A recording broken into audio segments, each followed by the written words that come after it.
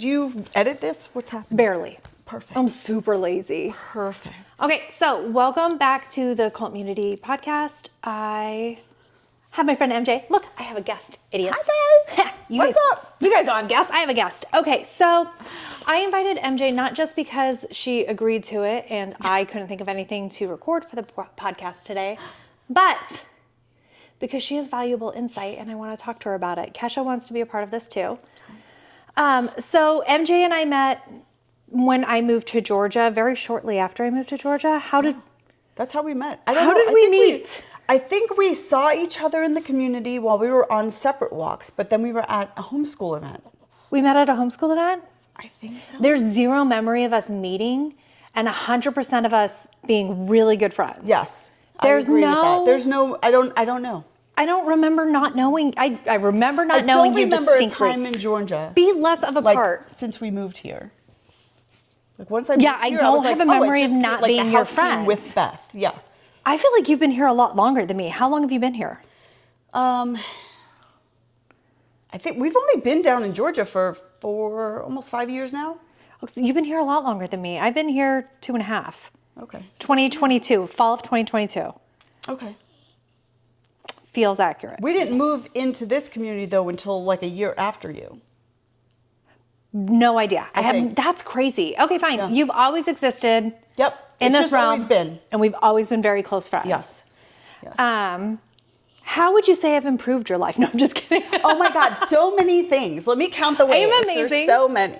So one of the really big things that I was talking about in my very first podcast is kind of friendship, loneliness, community, how that kind of blends, and how I don't think we talk enough about how lonely adult women are. Some of us have pretty intense friends groups. Some people have held on to friends for a long time.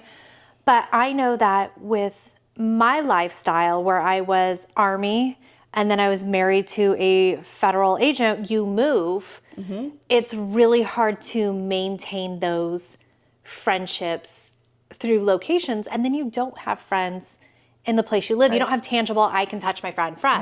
No. Yeah. So you're one of my most valuable things here. Thanks, girl. You've helped me feel very centered and feel like I have a tangible friend. And that's incredibly important to me. How do you feel having a very similar lifestyle about loneliness?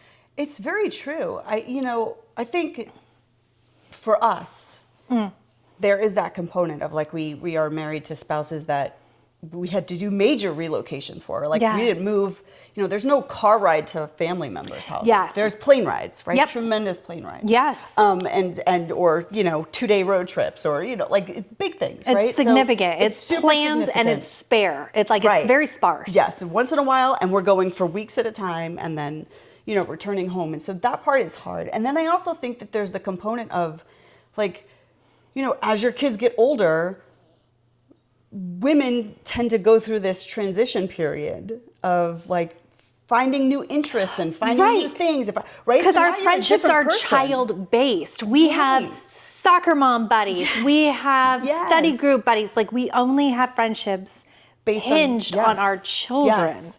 And actually, our children get along quite well. Like our children like each other, but our children are not friends. No. Our friendship has nothing to do with our kids. On us. Right.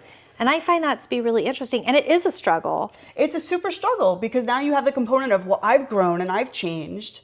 And, maybe these other women that I've been friends with for all these years haven't. And so now I feel really alone in my thoughts, in the things I'm exploring, in the adventures I want to go have, in the, in this new season of life. So there's a lot, I think, of loneliness for women in seasonal increments, like lifetime seasonal increments. It does feel really seasonal. Yeah. So, and then you do have the hardship of when your children are slightly older, you get very busy. It's a very busy season of life. My kids are older, I have to drive them places, or maybe sometime they'll get their license and that'll slow down. But there's a lot of juggling with your kids that you're not necessarily involved in. It's a lot of like, okay, I'll drive you there and drop you off. Right. So you're not getting that extra engagement of it's a play date. Right. There are moms there. Yes. It's just I'm a chauffeur, but I'm going to be by myself or sit in the car Yes. while this event is happening. Right. So like we're busy, but we're lonely. It is lonely. Or you have to go be that mom that's like in that clique. Yes. Over there. Oh my God, the clique. And I'm just like, no, that just looks like it's going to take so much energy to have to even stand in that group. It's hard. Then I'm definitely staying in my car. Do you find, because I found this with myself, because I am just so open that I am overexposed open, right? You are. So I find when I am like socializing with people and I all of a sudden like throw out something that maybe isn't socially appropriate, where I'm like, do you guys want to talk about my hormones? Who wants to discuss what my period was like last week? I think this is how we became friends. That's probably so I struggle with the cliquey part where I'm like, what do the cool girls say? Right. How do I fit in that way? And I struggle with that. So then I have the retroactive, like the debriefing I have in the car of, oh my God, why would you say that? Why is that your topic of conversation? Why was that an appropriate joke you thought? Right. Like it's really difficult. Sure. Yeah, yesterday. So you invited me to youth group. I did. And then didn't show up. I didn't show up. My husband made me stay home. I got sick last week and I've been fighting this and I keep trying to push myself to do more things. And my husband last night was like, absolutely not. You're staying home. So It went well. Beth threw up, she drew up the divorce papers and the settlement Yes. and everything for that faux pas. No, because then your husband said that he complimented my weight loss, so you can't divorce him yet. Oh, okay. So that was actually that's on hold. conditioned. It's I on have hold. threatened him numerous times for not greeting me with, wow, you've lost a lot of weight, because that's Yes. what I do. Yep. He should so- notice. Yes, notice. I feel like he should have. He should notice. Yep. So MJ wasn't there. And so it was fine because my whole pitch to my kids were like, we're going to meet other kids. We're going to talk to the kids. Did I tell you what Sammy said No. about the boys? No. It's my favorite thing that anybody has ever said out loud. Okay. But I will tell you in 1 second. So I'm going to finish this. We are trying to get, especially the twins, to greet and speak to other people. And so they actually did sit and gravitate towards your daughter. And they sat, and Sammy said a few things to her. And I really need her to tell me what Sammy said because the look on her face was kind of like no idea what to do with that. Okay. Like, don't want to be mean, not sure why, what? And so anyways, but I was lonely. There were a bunch of people I didn't know who knew each other. So like, it was a very awkward moment. I did speak to a few people and that was really kind. And then I bullied you into making your husband get out of the car and come sit with me for a little bit. As he should have. Right? Because then I told him I was meeting you. And was so like, if he's I need a sending friend. himself instead, he's supposed to be there to represent. Which I thought was so kind. So I did have some time where I wasn't just awkwardly me. And then thankfully after that time, because that was like the dinner time and a few other things, but then I was really intense. It was a lot of me helping manage emotional reactions to things with the twins. So I was like, go, you're dismissed. And so I dismissed him and excused him back to his car. Okay, so we're there. Sammy is amazing. So Sammy's 14 and she's looking for her boyfriend, which I adore. This is hilarious. And he needs to understand her on like a deep spiritual fundamental level. Love and it. like that's her standard. Love it. So I love that so much. And she's looking around all of these kids and there are high schoolers to like much younger, like middle schoolers, right? And she goes, my heart's telling me to go say hi to one of these boys, but my eyes are telling me no. Oh my God. I was like, oh my God. Story of your life, girl. That's going to be a long conversation. Constantly. Like that's a brutal assessment, but I feel it. I feel all those words. No. And she did go say hi to a boy and then immediately comes back. She goes, I don't think he's my type. So This is great. but we're practicing and we're talking and I love that. Very proud of her. I am excited. I do feel like we're going to be able to get a decent sense of community. Love that. I did have nightmares about it last night. Why? I had nightmares that my kids were getting bullied and I struggle so hard. I think it's because I homeschool with interfering with their social interactions. Sure. The staying to the side and not being like, dude, that's weird. Stop that. Or like, don't say that out loud. Like, I want to manage their interactions so deeply so that they're not shunned by other kids or mocked or bullied, but that would just lead to worse interactions. Right. So I had nightmares about that last night. You have to let it go. I can't. You have to like let it go. put it in the quiver and just let that arrow fly, because they are very smart. They are very smart. They are very intelligent, and they have to learn how to deal with hard situations in an empowering way. Because hello, forever. I know. Like, yeah. Hello, mid-40s, forever. Still have women that make you feel, or make me feel, super uncomfortable and say rude things and hurt my feelings in public or get me really aggravated, right? So that where my inner not Christian wants to come out, right? Like, just, it happens. Oh, I feel that way. But they have to learn. That's they do. part of their interactions. I don't want to let better things for go. them to practice now. Right, okay. That's annoying. Okay, welcome. so baseline, you're a person that I aspire to be. Oh my God, I'm so sorry. But you used to suck. I used to suck a lot. So I read your book. Your book. It's called Heal the Hustle. I have my own copy. It's over there. That's I don't my have copy, stickers. clearly. This is her copy. Heal the Hustle. So I read this book when I was when I failed Hard 75 earlier this year. Probably going to be successful at it this year. She looks amazing. I look amazing. Also, get a friend that hypes you up every moment of every day. It's incredible. It really is. Although it's good, but she does not let me go full unhinged. She'll support mostly unhinged, which I enjoy. You let me go full unhinged when a hurricane's coming. You and I like to go. We'll go together. We put both of our unhinged together. Insane and we're in panic and prepper spiral. Yep. But I hated your book. I'm so sorry. I did not like reading it whatsoever. Did it disappoint you? It did not disappoint me. Did it piss you off? It didn't. It broke my heart. It was so upsetting. So I got nothing from it, advice-wise. Okay. I was so bogged down in the woman you were describing as yourself. I could not grasp that you used to be that broken, that burnt out, that stressed, that miserable. The whole time I read the book, I'm like, oh my God, no, this is like, I'm like yelling at the book. I'm like, that's not you. You're so much better. You're totally, you fixed it. You're incredible. And like the sadness I had for my friends was so overwhelming that I need to go back and reread the book from the eyes of somebody who doesn't love you so deeply. Sure. So I want you to tell me a little bit about the MJ I've never known. I want to know who you were then. Sure. Tell me about that. That's awful. I mean, there's lots of years that led up to that person, and there's lots of moments that led up to that person. So that person that was living a life that was consumed by burnout was, I had been left by my first husband, who was very, very abusive. So it was a good thing, but of course doesn't feel that way in the mix of it, right? I do know this part of your backstory. If you're comfortable sharing, I can edit it out. If you're not, okay. Could you tell the exact circumstance, what had happened right before? Okay, the moments. Like, oh, sure. It's such a good story.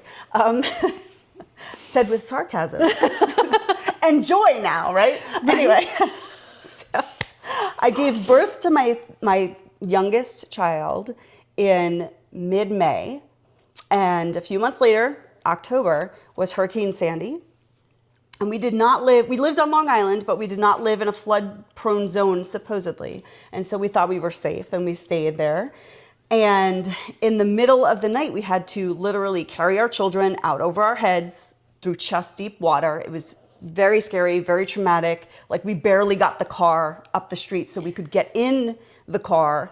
The hurricane was raging all around, or superstorm, as they call it. I see no difference. Right? Raging all around us, right? And we are sitting in the car listening to tree after tree crack and crash to the ground. I'm like nursing the newborn in the front of the car. The other two kids are in the back crying. It was a very, very traumatic situation. We left the house literally with like the diaper bag and the three kids. And my middle daughter grabbed her bunny. She had like this big, long, plushy bunny. She's 18 now. She still has this bunny. So it was like the one thing she carried out, but she didn't want to leave the house. Like she was holding on to the railing because she was so afraid of the water. Like it was one of those really, really high energy, very traumatic moments where you're like, you get out, you survive the night, you wake up the next day in the car, cramped, right? And you're like, oh, thank God we're all together still, right? So that day, we assessed some of the damage. We knew we couldn't go back into the home because what had happened was a sewer pipe had burst and come up the street. And that's what was essentially flooded into our home and every piece of belonging we had. So we make the decision to get in the car. Thank goodness we had filled the car up with gas because gas shortage was real fast. Okay.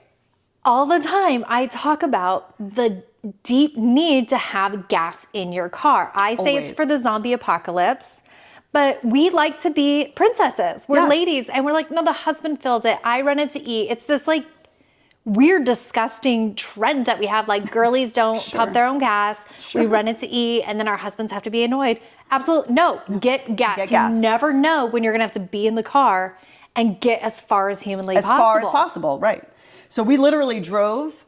He drove me up to my parents' house in Pennsylvania.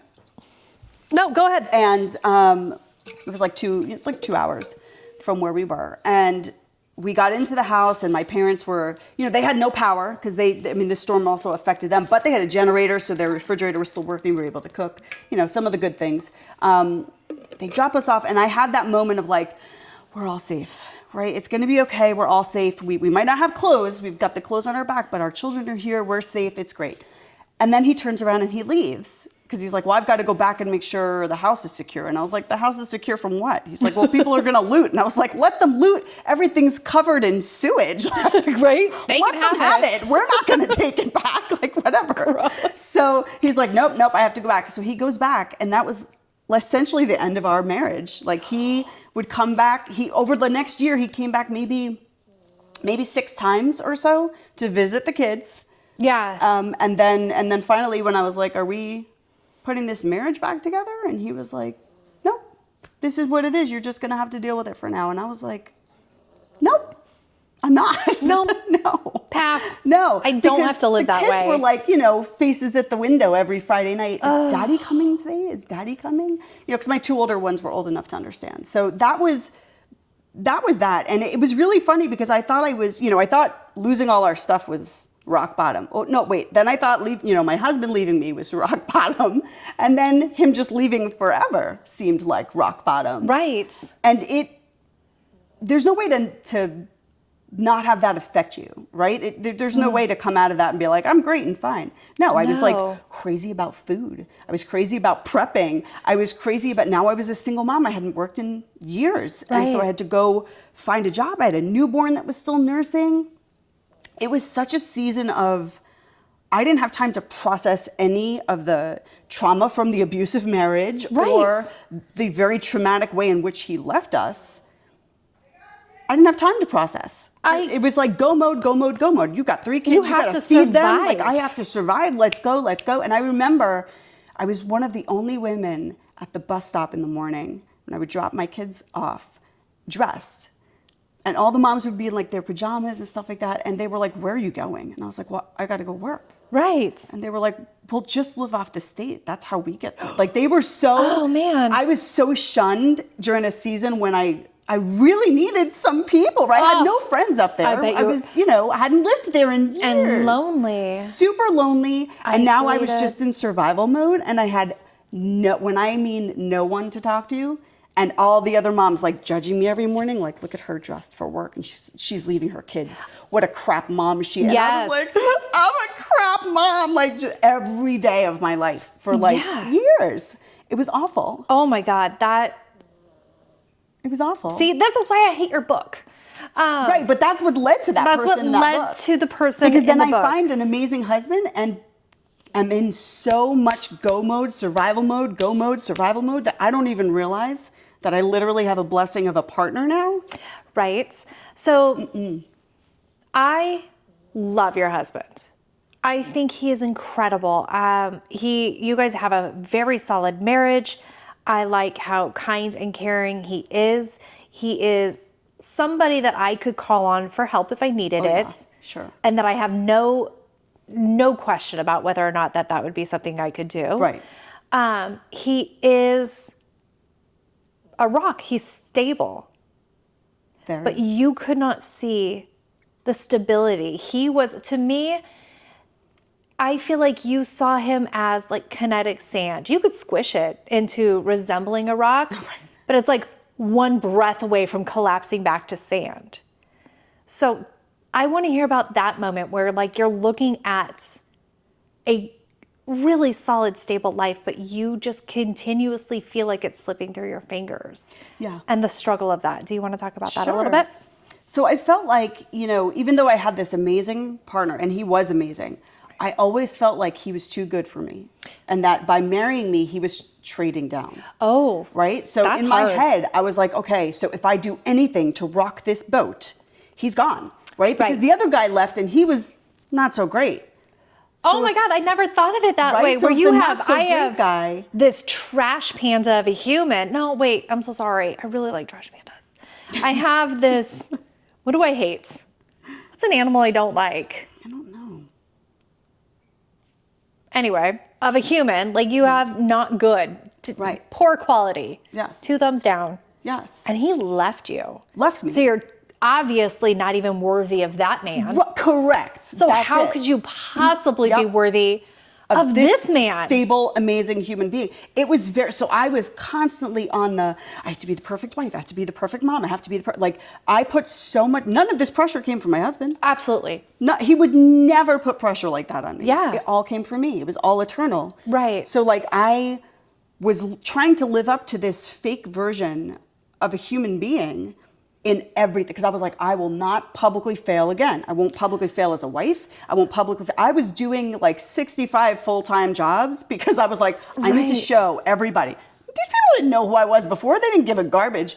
But in my head, Because there was a public failure for you. yeah. And as many times as people can say, no, it's not your fault, you didn't fail, that doesn't matter. You're still on display. You still feel it. Failing. You still feel it. 1,000,000%. Yeah. And so you're carrying that on with you as you move forward.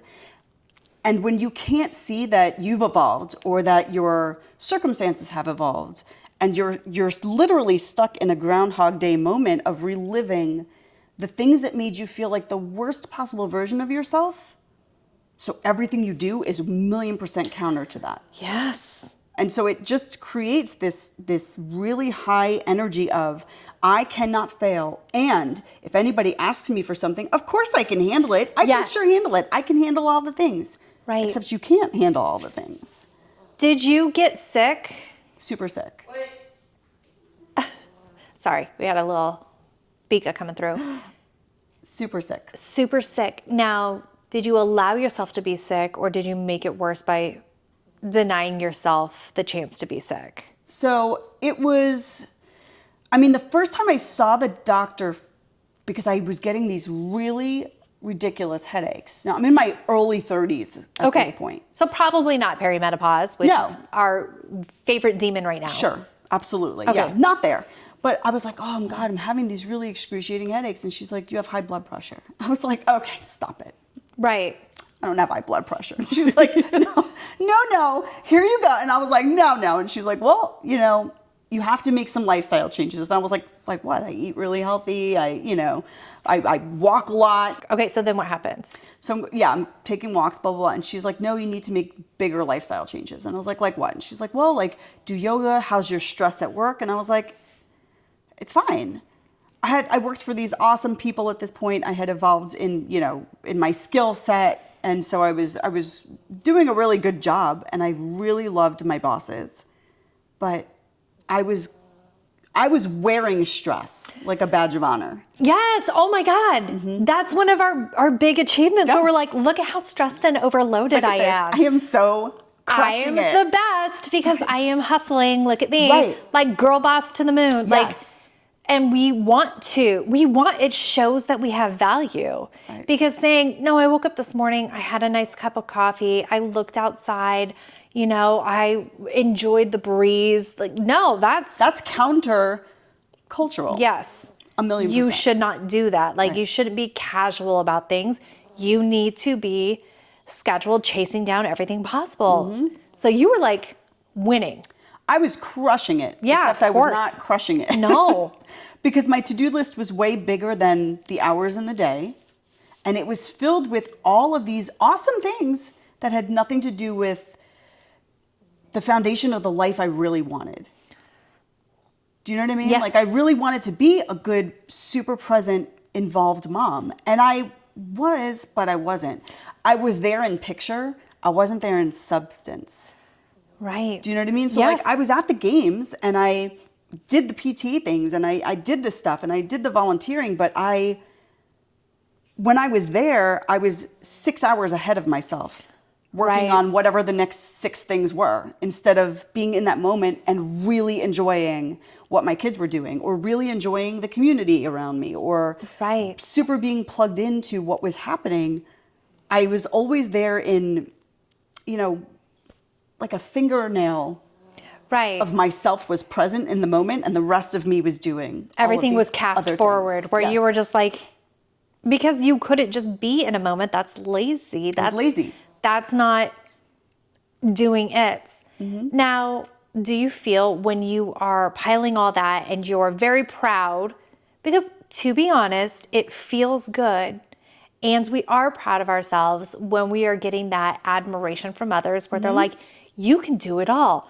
Oh my God, you're an incredible mom. Look at you doing all of these extra things. Mm-hmm. It feels delicious. Right. I love admiration from doing things. So when you say, okay, I'm actually collapsing under the weight of this, Yeah. that feels even worse, because now people know you're a fraud. Right. Exactly. How did you tell everybody that you were a fraud? It was really hard. I literally started to like write resignation, because at that point I was like the president of the Chamber of Commerce.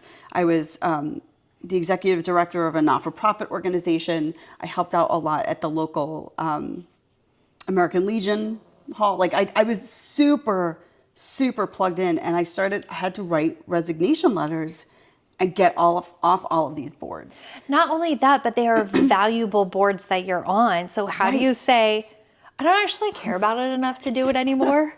Right. There was like it's very funny, because I remember coming home. So I talk about this in the book, that my one, I come home from a doctor's appointment where she's pretty much just like, you're going to drop dead of a heart attack. I need your husband's phone number. I want to make sure I can call him. And I was like, stop it. And she was like, nope, we're here. She's like, you are triple digits over triple digits, and you are in your early 30s. And I was like, That's crazy.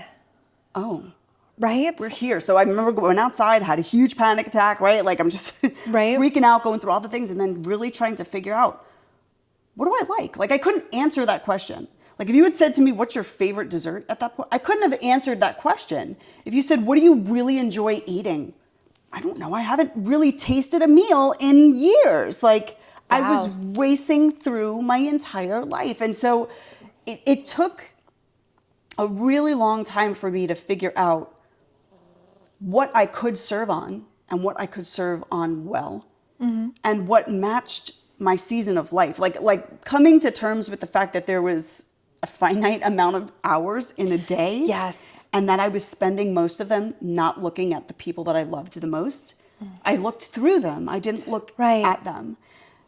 That moment to me was just like, I kind of need to not prioritize anything else Yeah. except for the human beings in this house. Oh, And like take it all off the plate, except how am I going to earn some money, and how am I going to be here and have conversations where I look my children in the face and I can remember that we actually looked at each other today. Because I would go Right. to bed and be like, did I even look at my kids today? Like, right. Did I see them did I today? really see them? Right. Right. Do I know what their face looks like today? Yes. I mean, that's incredible. It was awful. Like I felt like the worst version of myself, and also knew that that couldn't continue. Right. And so if I didn't face it and figure it out and figure out what the problems were, it wasn't going to get any better, and I was going to drop dead of that Right. heart attack, right? And you did face it, and I think that's one of the remarkable things about you, is the fact that I see nothing of that in the woman that you are now.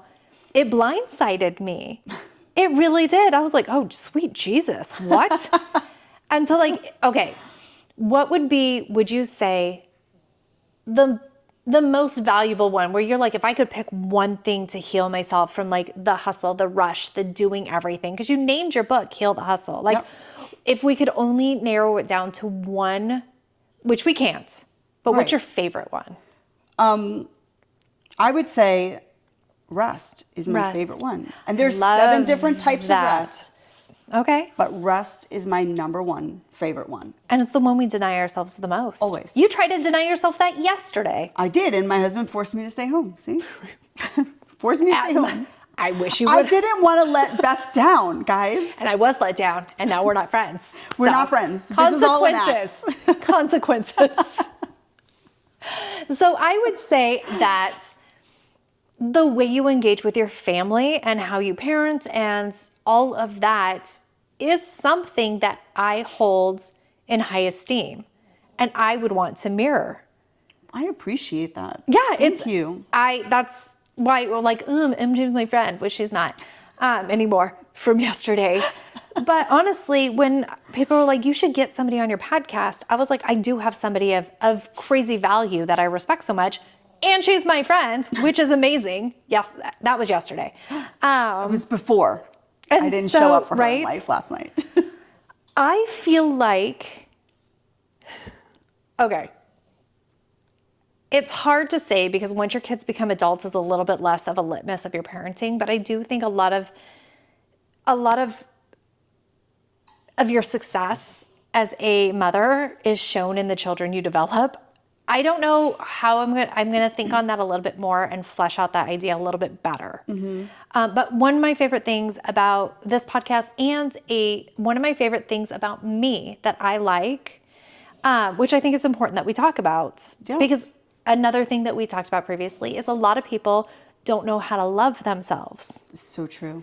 And so true. One of my tips for that, because I love myself way too much. I don't love myself. Not even enough. She doesn't.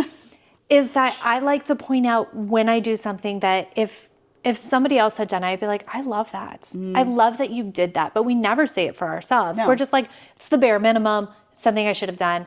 Something I love about myself is that I am allowing myself to have thoughts.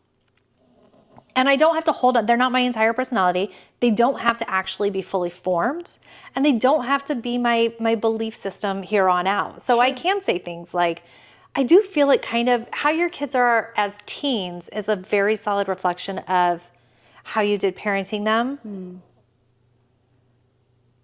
Oh, that feels so cruel to say for parents who have really difficult teens though. Like I'm shaming them. I feel uncomfortable with that statement. I think, you know what I think it is? It's not necessarily an age because maturity in kids develops differently for every kid, especially in post-COVID world. Okay, right? Like I feel like kids matured a little bit differently prior to COVID than they're maturing now. And so we're seeing, I think there's even a study out now that said kids are, so like from our generation, what we were doing at 18, 19, and 20, kids today are not doing that to 26, 27, 28 years old. Which is crazy. A lot of that, okay, that can't all be social media. That's clearly, the internet and social media is one of the big pivoting things. Sure. But yeah, not at home. Right. I'm not. Different. It's so different. Yeah. I was living very far away from my family. I was doing very grown-up things. I was getting engaged left, right, and center because she's so hot. Like Guys, shiny things. Like shiny things. Do you like shiny rings? I will say yes. I do like shiny rings. Every single time. I'm like, I do. Sounds great. Give me Let's a do shiny it. ring. Yeah. So like, yes, that's true. And now you do see the older, younger people who are having a hard time getting out there. But I also feel like they're way too tethered. Like they're not even willing to risk it. There's a lot of fear. I think a lot of fear. And I do blame, like the news sometimes is too accessible. Oh my gosh. Right? Like fear everywhere. Fear.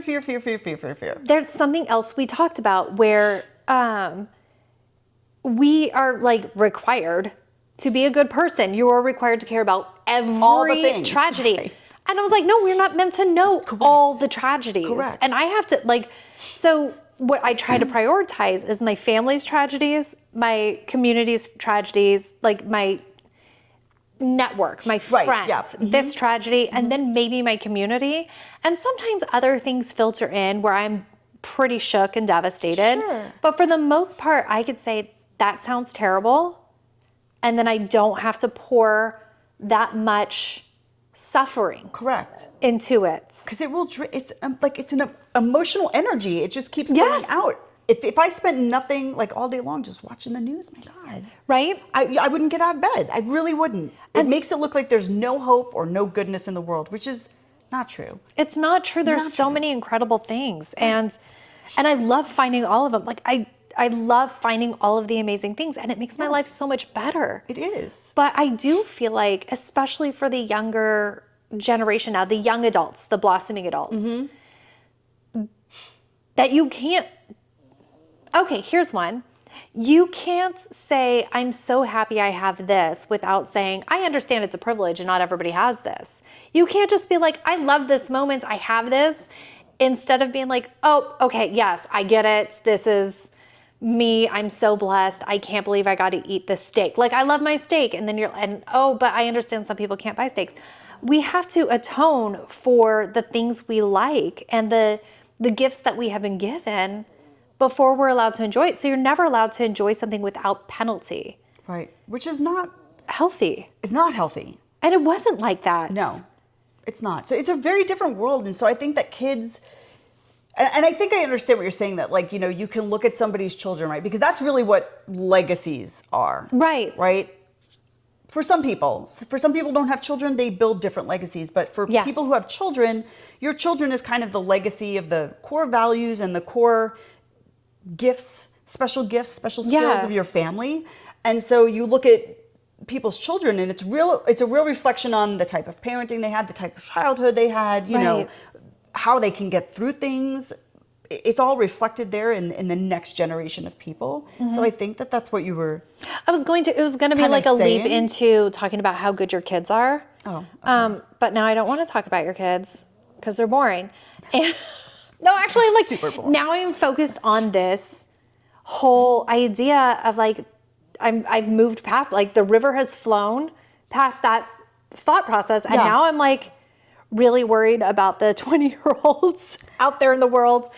Like and I don't know how we fix that. I don't know how we as a humanity society make them less scared to go out, make them more grateful for what they have without feeling penalized for it, and to help them choose what to worry about. I think we're seeing that develop, though. Like, I don't know if you've noticed on your social media feeds, there's a lot more of that 20-ish age-based people that are returning to really wholesome, simple things. Like,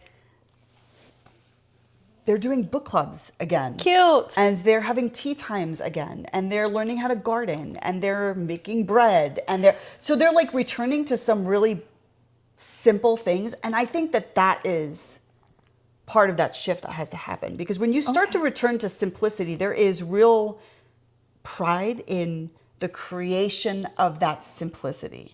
Because Right. everything out there is so busy and it's so go, and it's so that people emotionally are getting so drained when they step out of their house that they're seeking out opportunities where things are just more simple, Yeah. more quiet, there's a lot more, like, I don't know if you've seen them popping up now, like where you go to a cafe and it's like a no tech zones. I You haven't shut them seen off that. and like there's no tech. Oh, There's I nobody like showing up with that. their laptops. There's nobody you're coming with your book and the quiet air. Like, just I love that idea. super simple. And you go for a designated hour or it's a designated time at these different things that are popping up. And I really do think that shift is happening in that 20, like that the older teen to maybe mid 20-year-olds.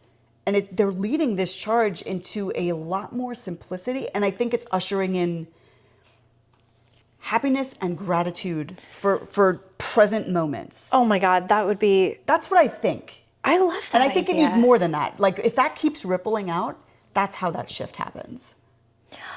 I really love that idea. I want that to happen. I know. You know what? I did see most of part of an article. I looked at a headline for 12 seconds. Not even. I almost read a headline really? So I know exactly what this said, Right. and I have all the facts. It was super clear. It was very clear, and this is factual. Believe it, Yep, write it 100%. down. Yep. That the younger generations are also trying to avoid the always in contact, like the always reachable, the you should be able to respond all the time. Because it was actually really beautiful not being able to constantly, you don't have to answer your phone. Right. Nobody expected to. And now if your phone rings, people are like, why didn't you answer? Why didn't you It's answer like, me? Maybe I don't feel like it. Right. Maybe I don't want to talk to you. Maybe I don't want to respond to that text. And this is 100% true. The younger generations are apparently eschewing it. They're like, maybe I don't want that. Right. So that's a hope. I love that. It's a super hope. Although I can't get on the other side of the coin. If you don't answer my text, I'm like, the hell is wrong with you? Like I can delay. I would like to sit on some text. I would like to not be accessible, but Sure. you better answer. But you should answer. Because how dare you? And Right. maybe you're mad at me. Like, did you not answer because you're mad at me? I can't help. It's too selfish. I like to focus on myself. Couldn't possibly be that you were doing something else. So yeah, I have hopes for that. Ooh, you know what I have a fear of? What is your fear? Okay, do you think 90s fat, 90s skinny is gonna come back in? I really hope not. Okay, because like people were talking about like. I couldn't rock that back then. So I was thinking about it the other day. We were talking about it the other day of like, remember what fat was? Remember what fat was? And we like fully bought into it. We were like, she's fat. Yes. I couldn't get to her fat now if I tried. Nope. And it would be horrifying. And I feel like maybe with Ozempic, maybe with the ability to lose weight, I'm worried we're going to go back to like crazy, crazy thin. I'm not here for that. I think we're going to. Listen, no. I'm not No, here for it. you're not gonna do it? You refuse? We healed this hustle. I'm not doing it. But yeah, I'm going to make my food. I'm going to savor it. I'm going to enjoy it. I'm going to go for a walk after dinner. Right? It's just, I hate it. I hate it raising young girls where you're just like. It's really hard. Where you're like, you're not fat. That's not fat. No. That's not, like, you're so thin. Yeah. And I fear it for that. Like, I'm clearly never going to fit into 90s fat aesthetic, and I don't care to. No. I'd rather be strong. Yeah. I'm going to sign up the kids for CrossFit. Just so you know. Where is that? Down the way, there's a homeschool CrossFit group. Oh. I'm going to do it. CrossFit scares me though. Yeah, that's fine. People always do it and they're like, oh, I got this injury. And then they heal for 2 seconds and they're like, oh, I got another injury at CrossFit. I'm like, what is happening at CrossFit? Why, you getting beaten? What's going on? I did CrossFit in one gym for a very long time, right? And how many injuries did you have? 0. I fell one. Oh my God. See? Injury. One, I fell really hard. And that's because I wasn't paying attention to myself. And I fell off a piece of equipment. And the guy next to me was like, dude, did you just fall? I was like, I think so. It was bad. But like, I didn't get any other sort of injury. They were very form focused, very like, let's be cautious. Let's do it this way. Then I moved and I went to a different gym and I was like, oh, this is why everybody gets hurt at CrossFit. Oh, okay. This is just wild. And I was just watching. Wow. I was like, I can't be here. Yeah. From you're going to get hurt, you're going to get hurt, you're certainly getting hurt. What are we doing? So I had to leave, but there's one here. I like it. They do seem a lot safer. Okay. You know, and it's so yeah, you can't get hurt, especially there are some wild, sloppy, terrible situations in CrossFit where I can see where people get hurt. That scares me. I just refuse to do it. I'm like, no, I'm old. 43. I want to be like one of those cool ninjas. I would really like to learn like some martial arts and like get into it and get really good at it. Just because that's true. I would like to. I want to get Calvin into like jujitsu. Oh yeah. One, because all of our men folk do it. It's like so good. So common. Yeah. For federals. Mm-hmm. And also he's got red hair. He's gonna need it. He's gonna need to learn how to fight. He's gonna need it. He just is. Yeah. He needs to wear that red hair like a Viking and not like someone that other people want to pick on. If we can go based off genetics, I don't think he's going to be able to grow a beard. So we got that going for us too. Fantastic. He definitely needs to be a ninja. Yeah, he's going to. Yeah, so I want to do that. Mm-hmm. Yeah, I don't know. Now we're spiraling. So, Oh, 45 minutes. That's pretty good, actually. Do you have any other, what do you want to talk about? Do you have any thoughts that you want to talk How about? long is your podcast usually? Oh, it doesn't matter. No one cares. There are no expectations. I love this. We don't have to have a script. There's no timeline. Usually I have no idea what I'm going to say when I go into it. I'm like, here's a thought that just came into my head. And then I talk about it for a really long time. And whether or not I'm going to really, okay, so here are some of the things we talked about previously. Here's when you and I talk about sometimes. I feel like maybe I was talking about how hard it is to get doctors to believe women about things like pain. Oh, God. And especially if you have anxiety previously, everything after that is like a form of anxiety. Sure. And just like, it's the pain thing where I was telling the story about how Sammy ripped off most of her toenail. And the doctor's like, let's just rip the rest of it off. And I was like, and like how IUDs are inserted and there are no painkillers for that. Like also the biopsies, the cervical biopsies. Right. Oh, yeah. Nope. Those hurt. Those hurt. Those hurt. And they're just like, you can't feel it. It's inside you, so I can't see it. That's crazy to me. Yeah. So like I sat down, had no idea I was going to talk about that, but I was just like, medical things. So yeah. That's a great conversation. That's my favorite thing about starting something new is that it doesn't have to be anything. It's going to find its way as it goes. And I'm just happy to let it be like that. Sure. Because really, what's the risk here? Nothing. There's literally no risk. No.